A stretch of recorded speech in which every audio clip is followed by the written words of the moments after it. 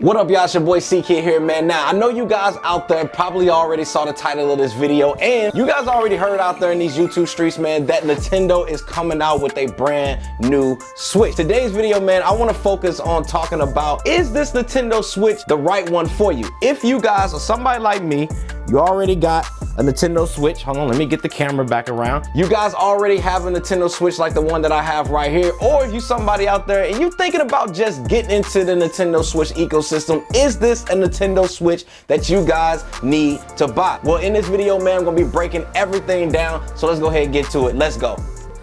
Alright, so let's go ahead and go back down memory lane here for a little bit. So Nintendo, back in March of like 2017, they dropped the OG version of the Nintendo Switch, right? And I was one of those people that literally camped out in Walmart for like 4 hours just to get one of these bad boys. I mean, guys, don't judge me. I really wanted one at the time. They also released it with a game title that they knew would get people like myself to go crazy over and get crazy excited all about it, and that was Zelda Breath of the Wild. Now, definitely in my personal opinion, it is Zelda's best or second best game. I almost messed up. It's definitely the second best game in the franchise next to Ocarina of Time, or Ocarina of Time, however you say it. Y'all know what I'm talking about, which is still like a classic to this day. So this model that I'm actually talking about, that I actually have my hands on right here, it has a LCD display, 32 gigabytes of storage. They also said the battery is gonna last about 4.5 to 9 hours, but in reality, told you guys in my last video, I'm getting anywhere around like 5 to 6 hours max when I'm gaming. And then you got the docking station, right? That's gonna allow you guys to be able to take your game from here and instantly just transfer it over to any monitor or TV or whatever you guys have. And honestly, that whole system and that ecosystem work perfectly. Literally, this is my favorite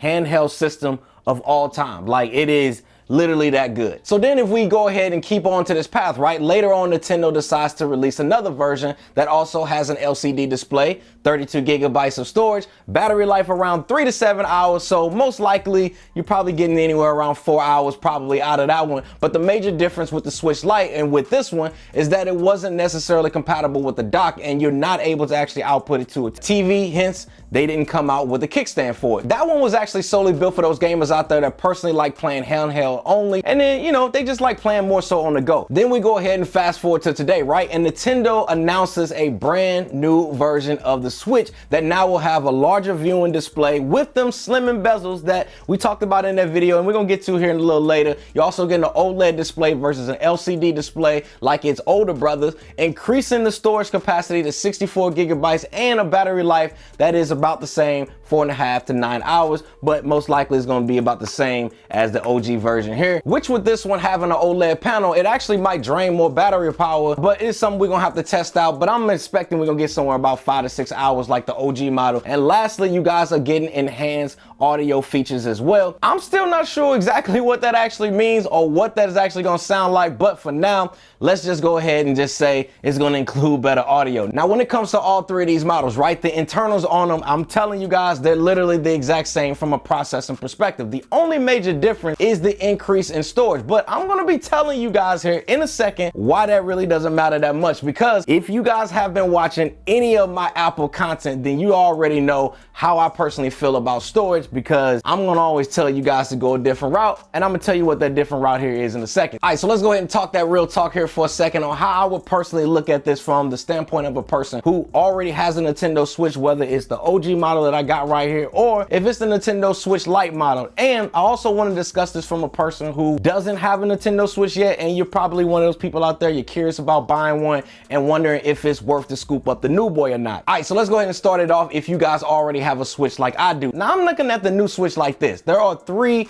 main things that stick out to me the most. One being the OLED display, two being the slimmer bezels, and three being the increase in the storage, which I told y'all we gonna get to that here in a second. When it comes to the OLED display, right, honestly guys, I'm not really that excited for it, because to me, games on the Nintendo Switch aren't really built for crazy high resolution type gaming. Although Breath of the Wild, I gotta be honest, it looked amazing on it, don't get me wrong, but it's not on a graphical level of something like a God of War or a Ghost of Tsushima, a Last of Us, which was a really dope game, Horizon Zero Dawn, any of those types of games on the system like the PS5, I'm expecting crazy high graphics for those open type world games, right? But when it comes to games like Breath of the Wild, Luigi's Mansion, or Mario World, it's gonna look good on this current LCD display anyway, just as I feel it would on an OLED display as well. I'm just not sure most people, including myself, would even appreciate it enough, since both of those panels are still 720p in resolution and not increased to 1080p. Now, like one of you guys said in the comments before in my last video, that 1080p would most likely drain the battery life a little bit, but I feel at least this would have been a better advancement to make me more interested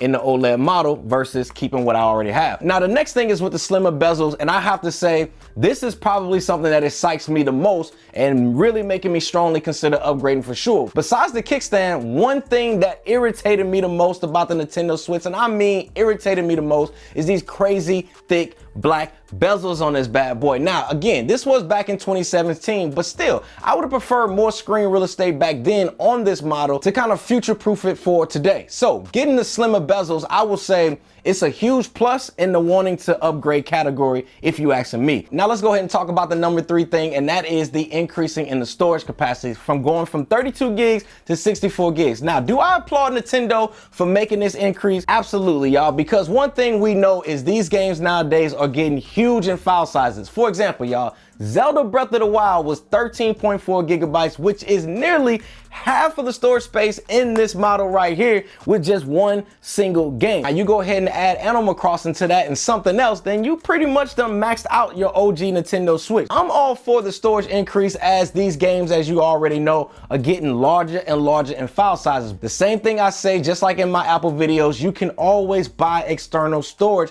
to bump up your Switch to what you want it to be. So to me, I'm cool with the 32 gigabyte option that I already have, because I can just buy a 128 gigabyte micro SD card and only come out of pocket about 25 to 30 bucks, saving me about $300 on buying an entirely new system when I can just get more than the internal for less. There's not really any incentive for me or anything proprietary to the new system to really make me want to upgrade if we're just talking about storage. When it comes to a person like me, right, who already has the OG Switch version, since there's not a faster processor or a larger battery and nothing really that excites me to make me want to actually make that jump, then honestly guys, this is a model that I can probably skip out on. But CKid, what about if I don't already have a Switch? How do you feel about that? Well, let me go ahead and break that down for you.